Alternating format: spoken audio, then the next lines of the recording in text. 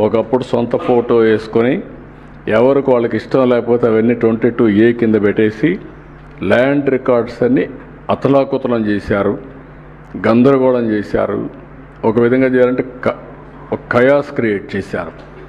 ఇప్పుడు నేనేమన్నానంటే ఒక రోజు అయ్యేది కాదు, 1 ఇయర్ ప్రోగ్రామ్ ఇచ్చా.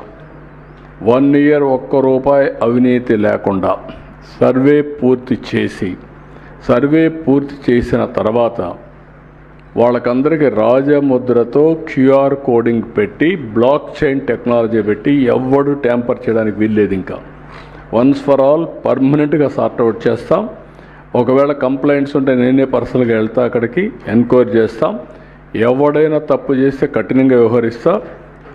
శాశ్వతంగా మీకు 2027కి ఈ రాష్ట్రంలో ల్యాండ్ సమస్య లేకుండా పరిష్కారం చేసే బాధ్యత, అది ఒకటే పెద్ద బాధ్యత నాకు.